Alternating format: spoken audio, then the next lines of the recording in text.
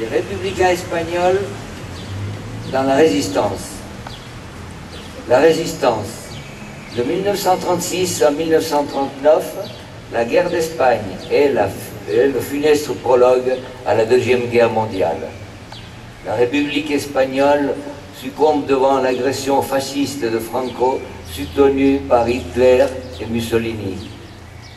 Des milliers de réfugiés affluent en France, souvent accueillis dans des conditions misérables.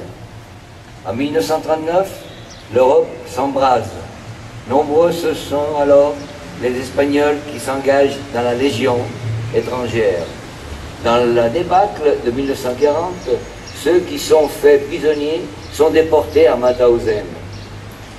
D'autres, en France, ont rejoint les compagnies de travailleurs créées pour effectuer des travaux routiers ou forestiers. Le 20 septembre 1940, 3 de ces compagnies arrivent à Annecy. Bientôt, leur chef se rapproche de la résistance qui s'organise.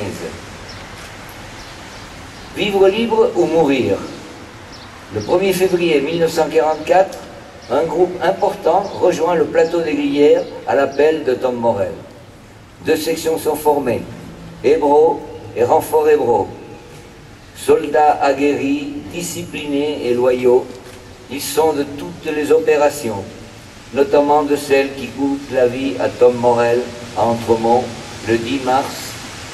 Lors de la dispersion, le 26 mars, il paye un lourd tribut, dont témoigne le monument aux morts de Torrent et la stèle en mémoire du capitaine Angeau à Naves.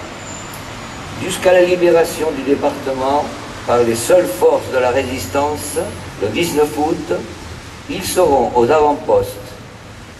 À la nécropole nationale des Glières de Morette, les croix marquées de 2 cocardes, l'une espagnole, l'autre française, témoignent de ce que ces Espagnols, français par le sang versé, sont morts pour la France et pour la liberté.